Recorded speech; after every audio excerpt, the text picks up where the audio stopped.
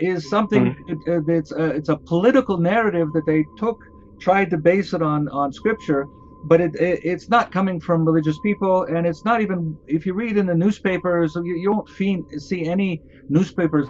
Has this situation anything to do with the Jewish Messiah? How is this situation linked with the Jewish Messiah? Because we hear that the Jews have to prepare the land for him, and that is the narrative that we hear most of the time. That it is all happening because the Jews are waiting for their Messiah, and he will only come when there is a ground being prepared for him. There is a greater Israel, and this sort of narrative. How is the situation linked to the Jewish Messiah in that case? Greater Israel is a nothing. It talks in the it's not an ideology that you'll find in the Israeli press or any of the Israeli papers. Bismillah ar-Rahman ar-Rahim. Assalamu alaikum wa rahmatullahi wa barakatuh. I am Dr. Omer Farooq Saeed, and you're watching another episode of Rational Reflections. Dear viewers, we have been living in a society, in an era where there are lots of confusions on the international level, from people belonging to different religions, and especially when there are lots of conflicts going on in the world right now. In that regard, I feel myself, and maybe many of you would have also felt the same urge and eagerness to be able to know how to solve the conflicts, and basically how to know about the solutions of those from the people of knowledge, from the people who know about it. And the best way, according to me, in my personal opinion as well, that there is nothing better than making a good conversation. A conversation which can make you learn about the other party, the people belonging from the other faith, or people belonging from the other side of the picture. Sometimes the lack of conversation, the lack of communication can lead us to many confusions, and that may lead us to the situations that we are right now, not only politically, but also religiously. For that particular matter, we have a very special guest with us today. I have personally invited a person who is not only a well learned person in his field of academia, but also he's been doing some magnificent work to bring the people together, to bring the people and make them understand that what exactly the people who think a little differently from you might have in their minds. The person is Rabbi Ben Abrahamson, who is the director of Sadiqeen Institute. First of all, Rabbi, thank you so much for joining us today from Tel Aviv. Hope you're doing well. Thank you so much. It's Thank truly you so much.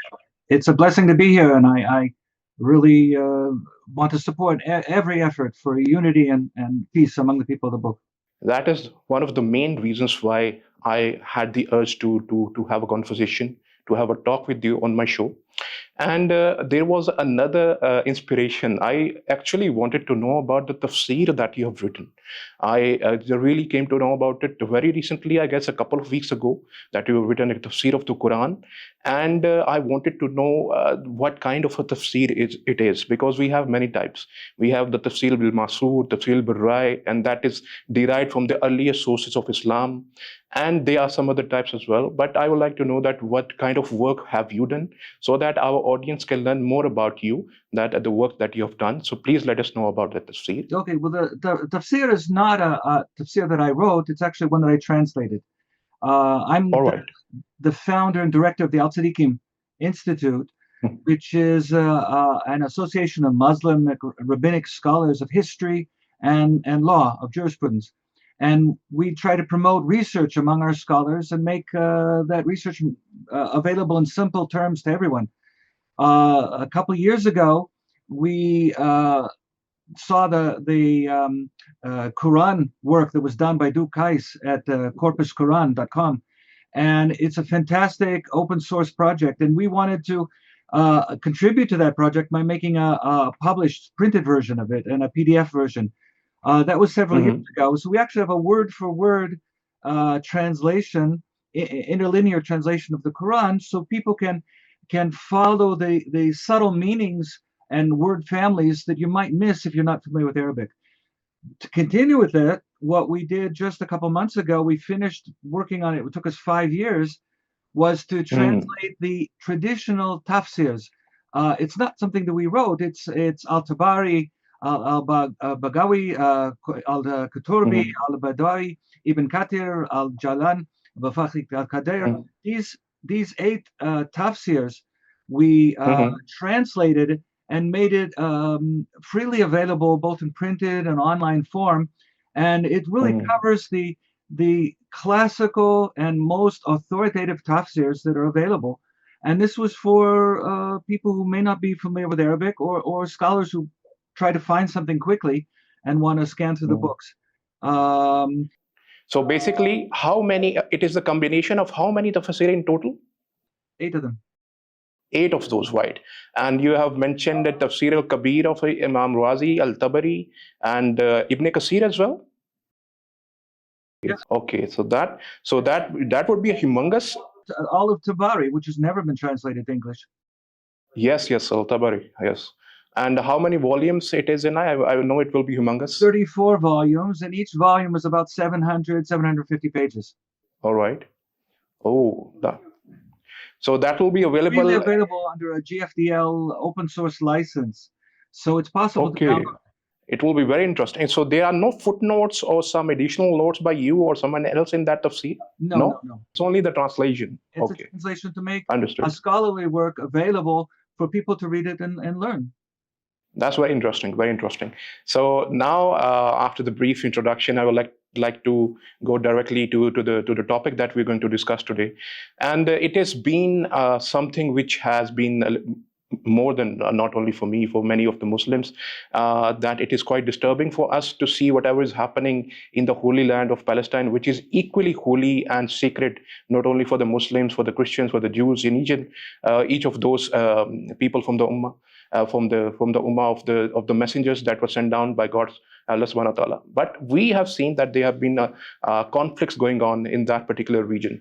I want to know, just to start the conversation, that what exactly is the rabbinical stance on the Palestinian land and the issue that is prevalent right now. But it has been going on, of course, since 1948 and after the partition, after the Balfour Declaration. And there have been many wars as well at that particular place. In 1967, I remember I read a great deal about it. So, how would you tell me that what is the mainstream stance on the land rabbis and rabbinical stances like yourself? Well, the conflict didn't just start in 1948. There were many conflicts even before that. Mm-hmm. But I mean, to really understand at least what the rabbinical point is, you have to understand what the conflict is. And the Mm-hmm. conflict is that the Jerusalem, specifically the Dome of the Rock, there is the Qibla for the Torah. It's the direction all Jews 5 times a day, 3 times a day in the synagogue pray in that direction. That's the place where we go for aid. That's the place where we do korban. We're supposed to do korban. It's the way. Mm-hmm. It's the center of everything that is involved with the Ummah of the children of Israel and the Torah. And the Torah gives a requirement that almost all of its commandments have to be fulfilled, ideally within Mm-hmm. walking distance of that area, which is basically what we call the Holy Land. Okay. So that area right now is made unavailable.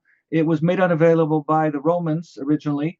The Christians turned Mm-hmm. it into a garbage dump.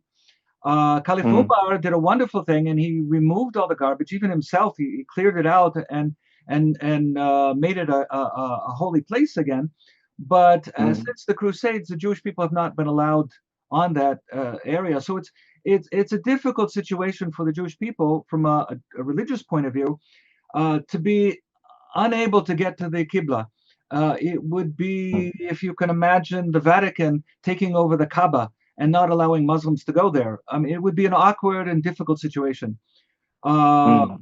but it is a little bit different because in the Torah, the Jerusalem was always meant to be a house of prayer for all nations. In other words, it was never meant Mm-hmm. to be exclusive. And indeed, the Kaaba Okay. was also this way. It was never meant to be exclusive. All the tribes of Arabia could come to the Kaaba, and in fact, it was forbidden to prevent anybody from coming. So even Mm-hmm. though it's a very holy place, it's not an exclusive place. Um, Okay. so so concerning the wars that have been going on since 1948, you have to understand one thing that's important to understand is there's a political movement to make a homeland for the Jewish people. It's called Zionism. But Zionism Mm-hmm. is not a movement that religious people react to.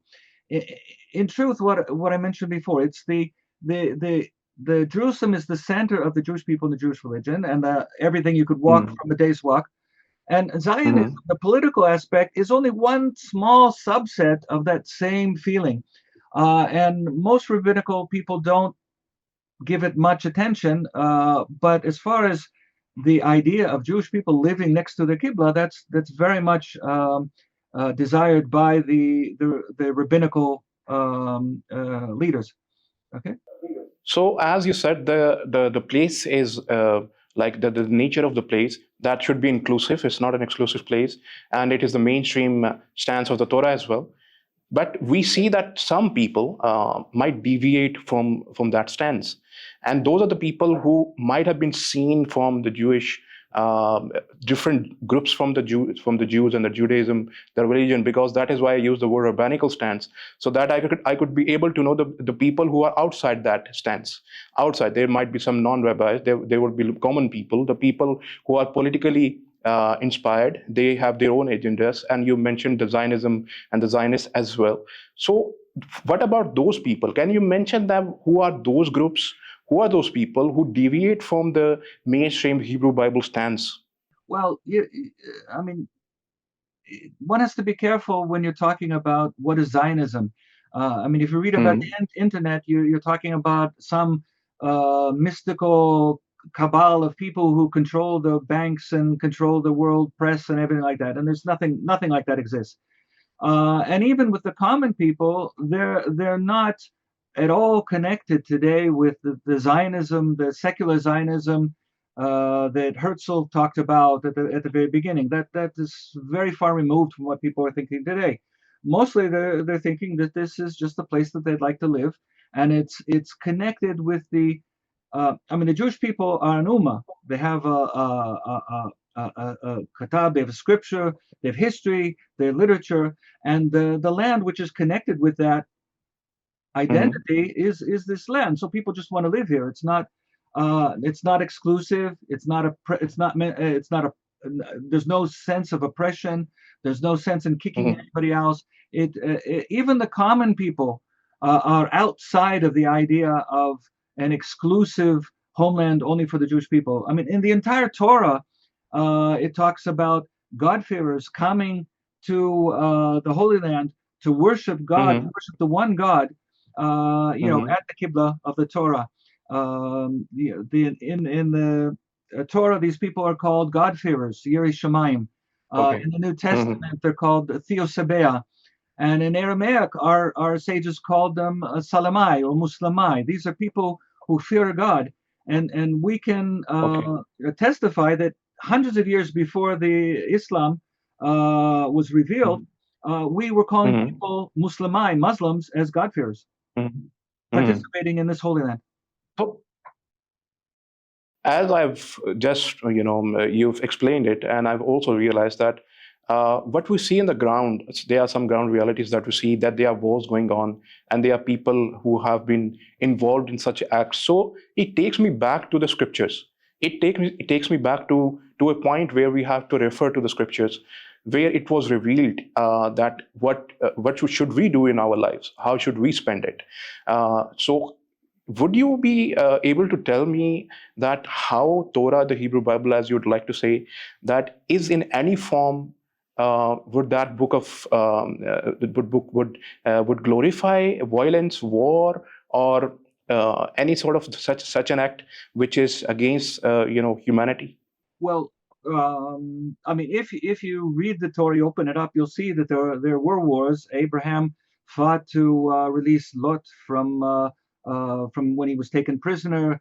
There was under Hmm. Joshua, there were wars, but it was never a sense of an ideal situation. It was never really celebrated. Even when the Egyptian soldiers were drowning in the water, Pharaoh's troops were drowning. It said the angels wanted to be happy, that they sing, that this was a good thing that was happening, and the Torah says that, why should you sing when people are drowning? This is not a good thing. So there's no Mm. sense that war in itself nowhere in the Torah does it Mm-hmm. glorify war or battle or the soldier as the ideal person. It says whenever you make conquest with a city, it's an absolute requirement of the Torah that you can't encompass it at all sides. You have to leave a side open for people who want to go out. Even people who have a tremendously negative um, Mm-hmm. view of what we would call outlaws or terrorists, even people like this, Mm-hmm. if they renounce their ideology, they are Mm-hmm. completely out of it. There's nothing like genes or genetic or anything like that that types a person in a certain way. The Torah But says that I was under the impression that the Jewish people or that particular race that the Jews have, they might take pride in their genes. They might take pride in the race that they live in. But you are telling me the other story. So is it not like there is some? It's not like this. You're telling me that. King David's grandmother, great grandmother, was a Moabite, an Arab. I mean, the leader of the Okay. Jewish people, Rabbi Akiva, Uh-huh. who was one of the greatest Talmudic scholars, was Mm-hmm. also from Arab descent. What do you call it? There are many examples of people coming in. Ruth, coming into the Jewish people. It's an Mm-hmm. ummah, it's a sharia. There's nothing about Okay. genes. In fact, there's even a Torah verse. Isaiah says, why do you think that you can't think you're special? All the other nations, Philistine, all these other places are also special. Mm. Um, okay, so So, as I understood, if I am, let me know that the war is not glorified in the Torah. The any sort of violence is not glorified. But even then, we see it. So, why do we see it then? We are the people deviating from the teachings of Torah, or in the land where they are Jews, they are people who are, of course, in the city of Jerusalem as well. Are you by any chance also directed to take, if there are other group of people living in that city, are you directed to drag them out of the city, or you're directed to live by them and to just visit your Qibla and to live in peace at that particular place? it's not only are we supposed to not push them out, we're supposed to invite people in. Anybody who wants to Okay. believes in one God, who believes in the last Mm-hmm. day, who does good deeds. As far as we're Mm-hmm. concerned, they're a believer who have every bit as much a portion in the hereafter as Jewish people do. Uh, Judaism is a Sharia for for Mm-hmm. um, for the group of people who follow Moses, but we believe that Okay. God didn't just make one prophet. He could have made us one Okay. nation, one ummah with one sharia, but he didn't want to. He made lots of different people. He made all these God-fearers, the king of Tyre, Mm-hmm. the Cyrus in Babylon. Cyrus was even called Messiah, Mashiach. And here he Mm-hmm. was a king of Persia. So Mm-hmm. the idea is that we recognize that God reveals himself through different prophets to different Mm-hmm. nations. And these people are all invited to work together. In fact, not only are they invited, but they have to work together. We believe that each nation has a specific approach, and that only by combining those together that we'll be able to fulfill God's. So as I would have, and if my understanding goes right, I would like to get to a point, a very famous terminology as well, by the way, that there might be some people acting then against the teachings of Torah, or maybe you would be able to explain it better, that what exactly then is the ideology of the Greater Israel, because this ideology, the Greater Israel, has been very famous. The term, not only the terminology, but I guess it's an ideology. So you would be able to tell me that then what is that, and if there are people implementing and try to implement that, aren't they going against the teachings of Torah by not inviting people, by dragging them out of the place?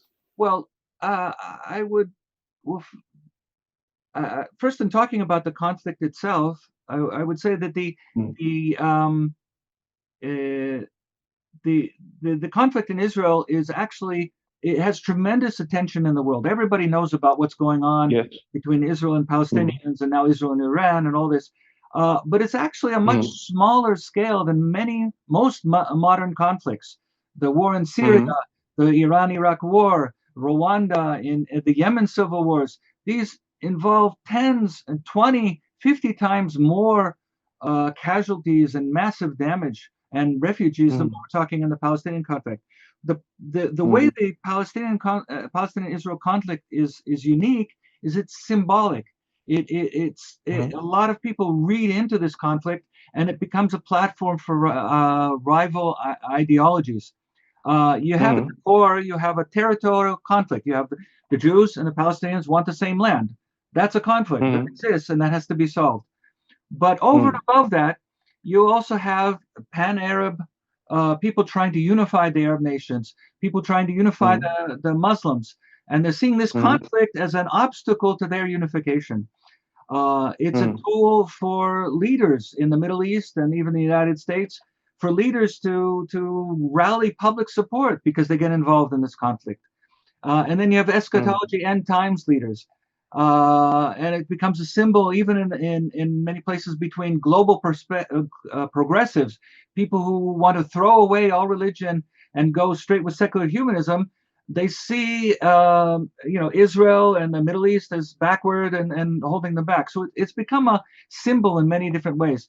So as far as why there's a conflict, Greater Israel is a nothing. It talks in the it's not an ideology that you'll find in the Israeli press or any of the Israeli papers. It's something that more comes from Christianity. That when you read the book of Revelation, it talks about the temple. When the time Jesus comes back in Revelation, the temple will be operating. The Jewish people will be in their land. And they read this all as what has to happen for their end times to occur. The temple has to be rebuilt. The Jewish people have to have all their population in their promised areas.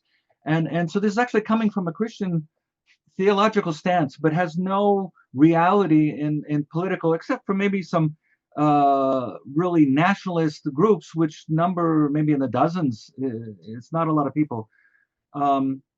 And then you mentioned other groups. You hear about the Neturei Karta all the time. The people who, some people who say they're the true Jews, and they'll meet with Iranian presidents and take very anti-Zionist stance.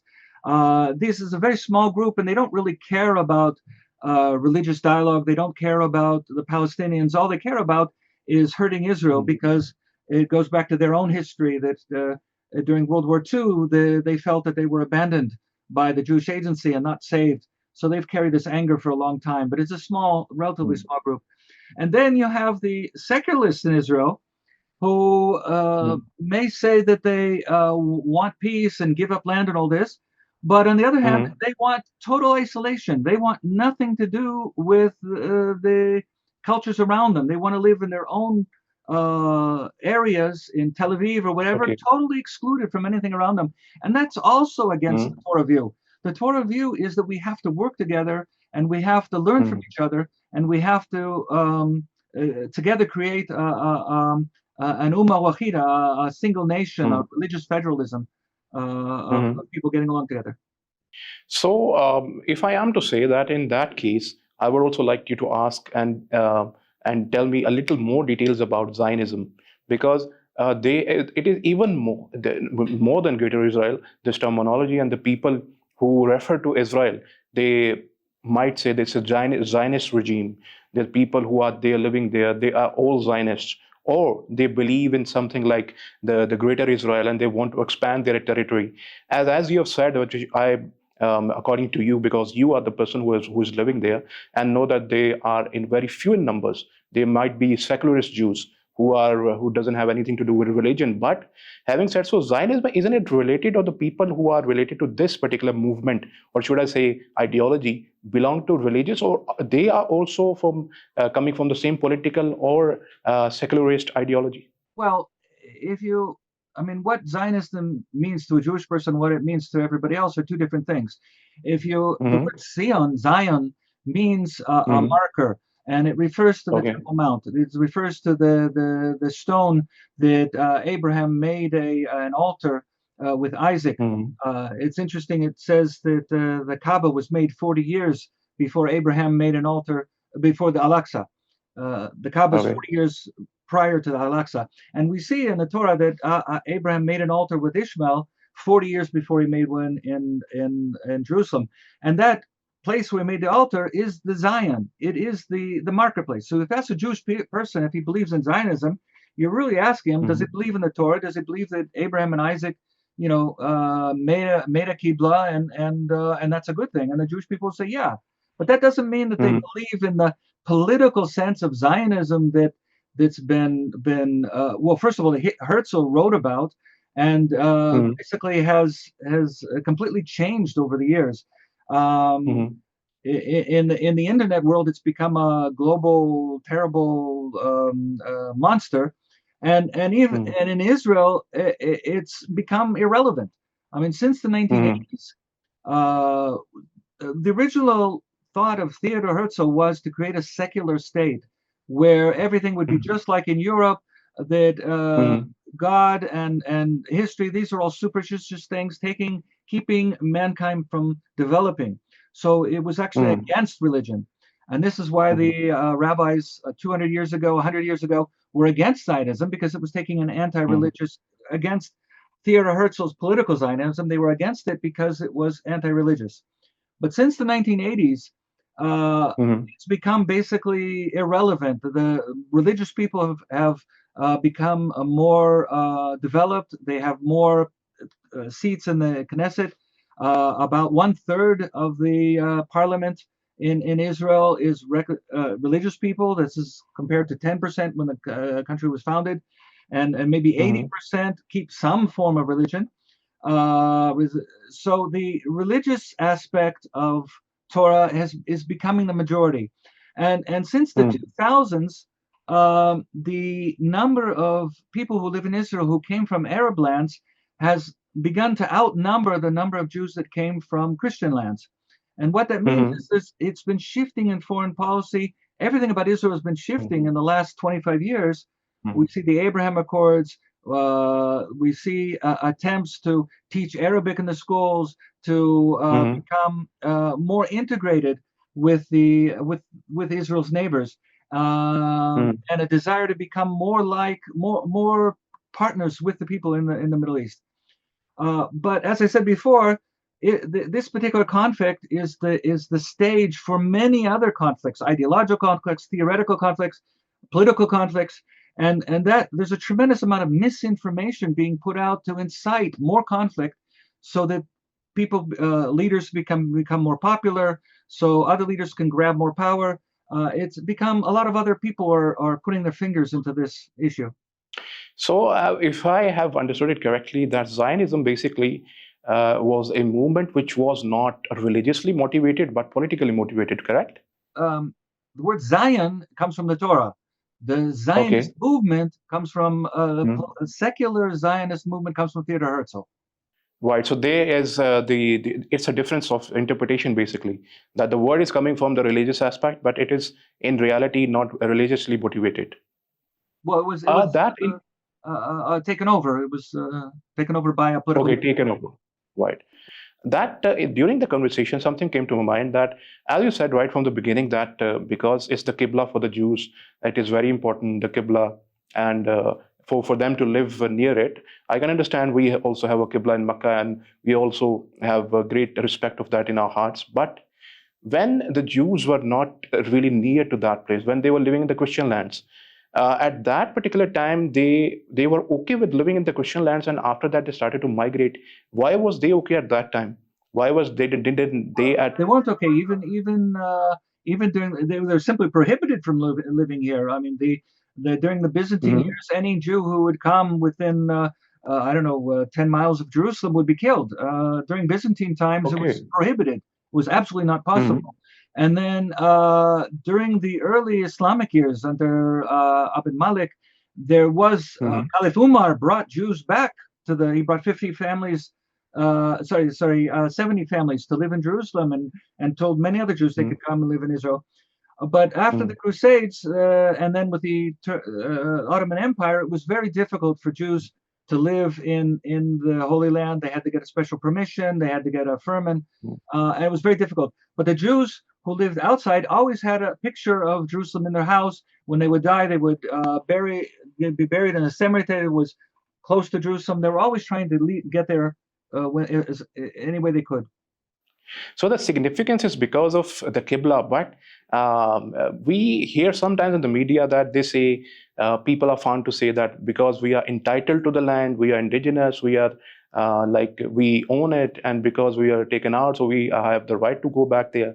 So that sort of a narrative, which just makes you with the birthright that you are given the right to just go there, no matter what kind of people are living there. I'm just curious to ask you in that reason. You were telling me a narrative which I'm not sure that if it will be the mainstream Jewish narrative, and I hope so. People don't say that you are not telling that mainstream narrative. Then what, according to you, would be the solution for this conflict, the Palestinian and the Israel conflict? Because that takes me to a point where you are not directed, the Jews are not directed to take anyone out of that land. They are directed to live in peace.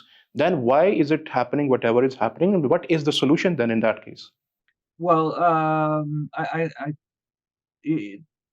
I don't. The narrative you're talking about is that we have a right to the land. The Jewish people have a right to the Holy Land, and this kind of thing. Is something it's a political narrative that they tried to base it on scripture, but it's not coming from religious people, and it's not even, if you read in the newspapers, you won't see any newspapers talking that way. I mean, it's not it's something that's used in debates, and people try to. It's usually used as a counter to people who say that you shouldn't be there. We say, well, we do have a right to be there, but it's not a motivating force in the events that are occurring.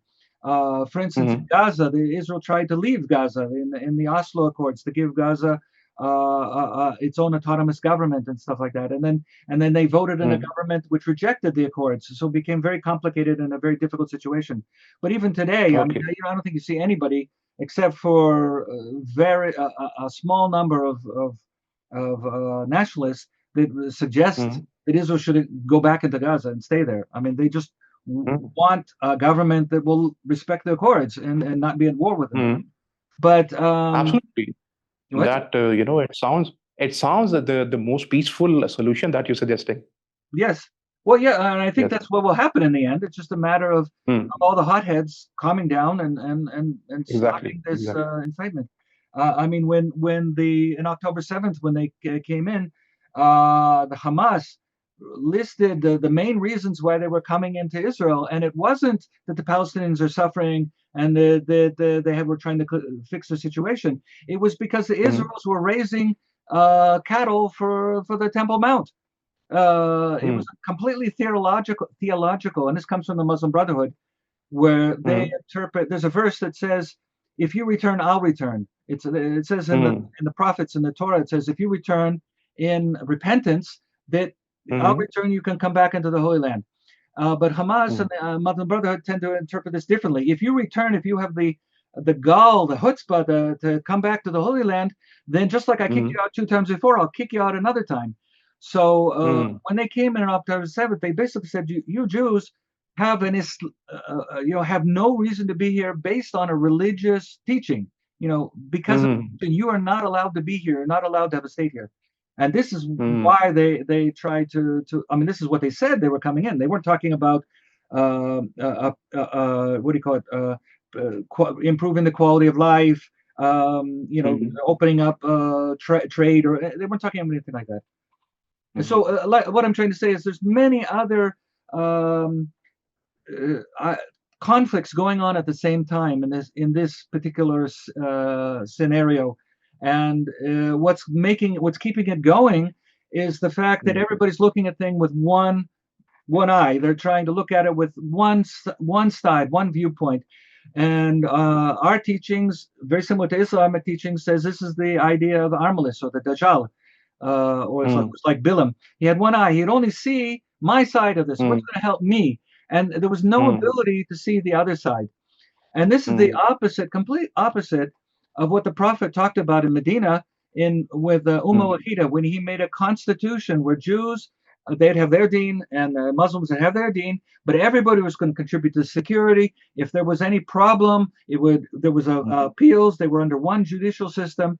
And that's what's missing here. We have people, both sides saying what happened, how many people were killed here, how many people were killed. There's so many facts being thrown out, and nobody agrees to what's going on. How to say it? There's no authority that we can. We need to separate between truth and falsehood, and there's no authority that we can go to that's recognized by both sides to do that for us. And there's no, we don't. Both sides don't look at the other side as believable people that are trustworthy under God. So as long as you think the other is a subhuman um, person who is a rebellious and oppressor, and both sides think that, there's no way you can ever sort out the grievances and the tremendous wrongs that have happened. I mean, there's no doubt that two people making a conflict over one land, there's going to be wrongs and difficulties happening, but you need a umma wahida. You need to look each other as people who can work in a justice system and bring justice. And with justice, you can bring peace. Because as long as there's no justice, there's no peace. So basically, if I am to understand that you are suggesting that there are many other factors, those factors, if they are taken out of equation, if they are taken out of the scenario, this conflict would have been solved long ago. Like the thing that you suggested beforehand, it was an extremely peaceful solution. That according to the Oslo, the agreement, if that would have been implemented and there would have been any conflict going on, then in that case, why it wasn't? You are saying that because it was the mutual distrust between the two parties, they didn't trust each other, or maybe there were other factors, other parties being involved in that, and that is the reason why you're saying that it wasn't solved, it wasn't come to the reality that it was supposed to be. Yes, there were other actors in this situation which were pushing their own agendas. Right. So, but it just also raises a little question regarding the religious aspect or the religious factor. Would you say, because you're an expert in the Torah studies as well, that has the book Torah, the Hebrew Bible, been misinterpreted by anyone or any group or any faction, any specific person, or a person who is a scholar, might be a common person, anyone, to just misinterpret this in according to his own trust, in those interests which might be the things that we're seeing right now happening in the society, and manifesting the thing that been taken out of the equation from the Torah? Well, I think most of the people who are pushing their agenda are not doing it for religious reasons, but it is true that the Torah has been used by these people for in an improper way. For instance, in the Jewish law that talks about how you deal with akum, or idolaters, and people try to say that the non-Jews that exist today are the same as the idolaters back in the Roman days or the Greek days, and that's simply not the case. We have something called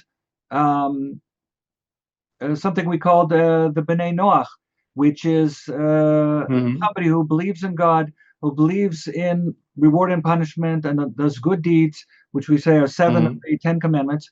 These people are non-Jews, and they're completely acceptable. They could live in the Holy Land. They can share. They can pray with us. We can pray in their places. Today it's Jewish people can pray in a mosque, and people, Muslims can pray in the synagogue. There's no objection to that kind of thing from a religious point of view. And so in general, they haven't been using this, but there has been some misinterpretations have been done. But even though, I would also like to ask: has this situation anything to do with the Jewish Messiah? How is the situation linked with the Jewish Messiah? Because we hear that the Jews have to prepare the land for him, and that is the narrative that we hear most of the time. That it is all happening because the Jews are waiting for their Messiah, and he will only come when there is a ground being prepared for him. There is a greater Israel, and this sort of narrative. How is the situation linked to the Jewish Messiah in that case? Well, what you're quoting is basically an interpolated Christian view. that in order to come to the situation it talks about in the book of Revelations, that you have to have the Messiah, the temple, and all these kinds of things. But from a Jewish point of view, it's not like that. It's not exclusive. It's not monolithic. As far as the temple goes, the temple was 20 different structures, and most of the important ones, like the altar and things like that, exist in places on the Temple Mount which nothing exists there today. So there's no reason why anything should have to be changed. If religious Jews could have everything that they ask for, it could be completely compatible with the structures that are existing there today. As far as preparing for the Messiah or doing, I'm not aware of any religious text that says you have to do something to bring Messiah other than be a good person and do good deeds. There's no place that it says you have to make a war. There's no place that says you have to conquer land, and certainly oppression of any form is prohibited by the Bible, by the Torah. You can't oppress another people. So does that answer your question? Yeah. It leaves one point that in case it is not the preparation for the Jewish Messiah, sometimes as you also said that the Torah has also been misinterpreted to some extent. It leads us to a situation where that whatever is happening, I would also like to ask your opinion on that. Whatever is happening in the scholarly world of Judaism, that because the things that you're telling, they are an absolute fine and acceptable, and I mean they will be for most of the Muslim people, the Muslim leaders maybe even as well. So I would, it raises a question for me, that is it also an acceptable stance for all the scholarly the people who are the researchers of your level, or your stance will be considered like a stance which is just limited to you and they're the other people? If there are, would you like to mention all other stances, or the people who are of the same opinion, like they also follow the same path and they have the same ideology? They have written any books? You can recommend the books as well. You can recommend people. You can recommend those names so that it is easier for our viewers to also refer to them. Well, the stance that what I'm describing here follows directly from our teachings, religious teachings. So all religious people, all people who self-identify as Orthodox, which I said includes a third of the parliament nowadays and is growing, all believe in these same views. It's not, what I'm saying is nothing unique and nothing special to my point of view. But I think there's two things going on. There's the view of whether the religion has been misapplied, but it's also the problem if the religion has been, or if the Jewish people have been misrepresented. The Christians talked about the Jewish people as being killers of God, which is crazy. But you find also I've read traditions in Islam that say the Jewish people used to take 300 prophets at the end of the day and would sacrifice them at the end of each day. This comes from ignorance. It comes from not knowing the other, and I don't even know. I don't even think you have to take scholarly works. I think just reading the Israeli newspapers, but not Haaretz. Haaretz is what do you call it? It's basically a foreign paper that's published here. But any of the other newspapers and listening to the radio or just listening to the other person to see how they think and how they believe. And I particularly think the importance is how they pray.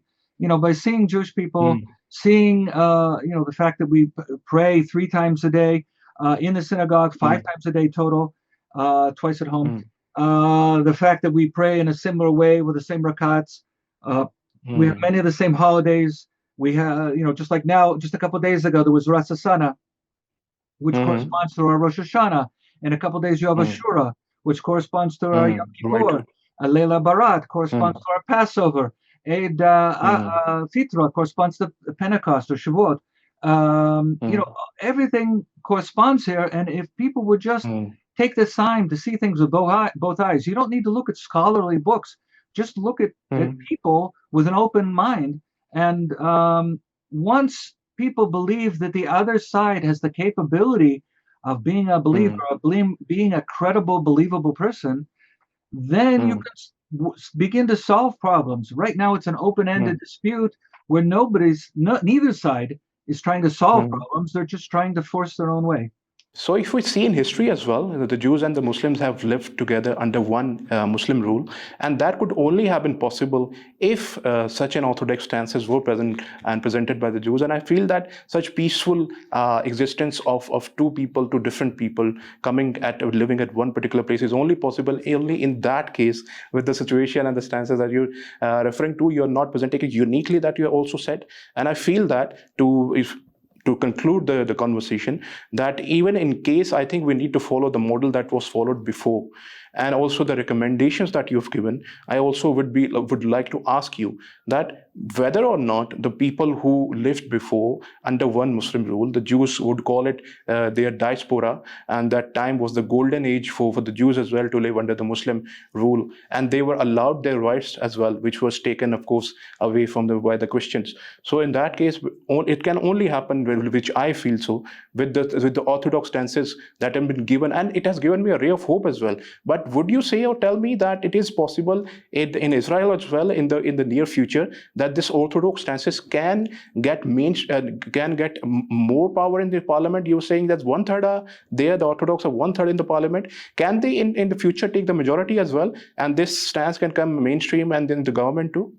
Yes, well, simple demographics are working that the Mm, number of Israelis that are descendant of families that came from Muslim lands, mm, we call the Sephardic population, is growing much faster than the European people of European descent. They're okay. actually reducing in population. So Mm. it's expected in another generation the population of Orthodox will be double what it like 60%, more than half of the parliament. That's very encouraging. And just to give on the ending note, like we started the discussion on the note that there are many other conflicts going on in the world as well, apart from the Palestine-Israel conflict. But for the reason because that we Muslims, we are hurt in our heart as well when we see that the children are losing their lives, and the people who they are not given access to food and the basic necessities of life, and the human rights are nowhere to be seen. So it gives us a great pain to see and witness all these, and the loss of a human life must be condemned at all levels.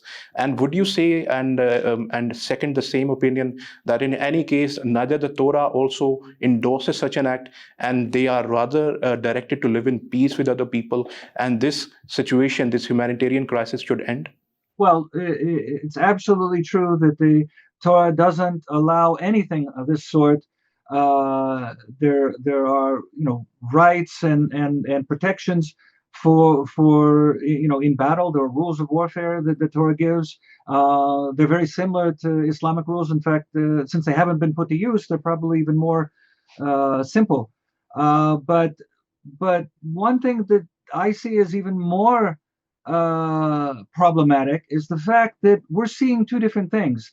I mean, if you talk to Israelis, if you would read what they're reading, seeing what they're seeing, uh, Israelis honestly don't believe that the situation is as it's being described in other news broadcastings in other countries. If you read the Palestinian, look at the Palestinian-Israeli conflict in the United States, you look at it in the Mm, United Kingdom, if you look at it in Finland, if you look at it in Dubai, and you look at it in Russia, you'll see completely different accounts of the same thing. And I think that's the major problem, major obstacle. I mean, the major problem is people are suffering, but the major obstacle to peace is the fact that we're not on the same page. We're not talking about the same conflict. And the only way we can do that is by recognizing each other as part of the same humanity under God, the same people who are the children of Abraham, who have to get along and who were put here for a test. We're all here as like the Quran says that as believers we should mhm, all what does it say? The prophets are brothers, and mm, they're all their brothers, but they have different mothers. But the religion mhm, is one. We have to realize that we're all part of the same religion. And I think only with this understanding, Only by looking at things with two eyes will we be able to overcome this fitna and pass the I test. think one problem might also be that because the other conflicts that we see in the world, they are between, if you see Iran, Iraq, if you see Sham versus Iraq, they are the people, they are the governments against each other. But here we see they are what people who are helpless, who are suffering, they are even struggling for food. And then on the other side, there is government. So common people and government, that doesn't match it. So that was hurt us people who are living here to see that there is no comparison between the two. There is no equal powers on both sides. There is a huge difference between both sides. If they were equal powers, I think that this feeling wouldn't have been the same. That you were also saying that the interpretation of the situation is different in different countries. But here I can tell you from Pakistan's perspective, we see it in this manner that they are not equal powers. One power is quite struggling. They are not even power, they are common people. They don't have that kind of resources like the other government, the Israeli government. And that is why the main problem occurs. That is where the pain occurs. That it is not the contest of the equals. It is the contest of one who is not having that manpower, that resource, and the other one they do have. So that is what I think the perspective from our side as well. From our side. Israel has been trying to force a solution for almost more than 2 years, and has been Mhm. unsuccessful. So it's been unsuccessful for military reasons. I mean, there are tanks, Mhm. there are guns, there are drones, there are Mhm. battles going, but it's not a completely what do you call it, a defenseless population. Hamas Mhm. says they have 40,000 soldiers. It's just you never hear about this. You've never ever heard an announcement saying a Hamas soldier was killed ever. They never announced that, even though they say they The have 40,000 soldiers. You've never ever heard that one has been killed because it's a decision on their part to not give that kind of Mhm. information. And again, this all contributes to a disconnect and an inability Mhm. to arrive at any kind of um, talking. And I think it's the wrong way to go about it. I think what needs to be done is to I think I find understand. peaceful leaders on their side, peaceful leaders on our side, and give them strength. But certainly, Israel is struggling there. Israel is not succeeding to impose a solution in Gaza. So it's not a helpless situation. That's correct. So I do understand. I do understand that. But on the other hand, that's the thing that you're reading, that the stance which is here in predominantly with the people who know here, the media would also report. We do know about Hamas and whatever has been happening since the 7th of October 2023. But of course, this conflict predates. It is not from the 2023. It is even if you said in the beginning, it's even before 1948. So that also not is limited to that time and that one particular date, but also that one organization cannot be unequal to a country and the resources that they possess. Although I do agree that they are being attacks from both the sides. And one point which is even more disturbing is the point that you also mentioned, that there should be a peaceful solution. Israel is also struggling to impose a peaceful solution to this problem, and the fire is, there is only this gasoline, this petrol is also being added from many sides, and the fire is just burning and it's not ending. So that is how we should be able to see the picture of human suffering, which should end. And you agree on this, I agree on this, and I pray that all the people who are watching us agree on this, that this should end, and it should end as soon as possible. And with that, we should also like to make a prayer for that. Towards the end, I also pray that it ends in a peaceful way. The thing that you suggested is a very peaceful solution, and I also request you to pass the same comment and give an ending note on that. Um, well, so we have to know that we're both, we're all from the house of Abraham, and Mm-hmm. Ishmael and Isaac, peace be upon them. They were both sons of a prophet, both beloved, Mm. and we all say Amen. Jews and Yes. Muslims both say Amen to the same God. Mm. And I pray that we should walk humbly and with reverence and prayer and recognition, support and encouragement for our fellow believers. Jewish people look at Thank you. Muslims who are following the religion properly as, they're 100% following a divine religion, just like proper Jews. And Hmm. we have to get along. This is the fitna. This is the test for our generation to Absolutely. not have hate and to incline towards peace. So I offer to her that this should be the case, and we should empower leaders and empower um, the common people to be able to look past the images that we're seeing on the internet and all the hate that's trying to come out of this, that we should see beyond Hmm. this and see that we need to reach out to the believers on the other side and make a strong covenant of peace with them. Thank you so much. Thank you so much for being here today, giving us your time and the things that we have discussed today. I hope the viewers will learn many things, and many of their confusions and misunderstandings would also have been solved and resolved. We are here. We are all concerned. We look and suggest and pray to resolve the solutions. And I again thank you to be here with me today. And this has been a very fruitful discussion. And in any case, there is a comment, there is anything the viewers would like to ask, they can comment in the comment box, and I'll try also to convey you if there is any remark, any comment, and inshallah you will be kind enough to respond to that. Thank you so much again, and I'm signing off. Assalamu alaikum wa rahmatullahi wa barakatuh.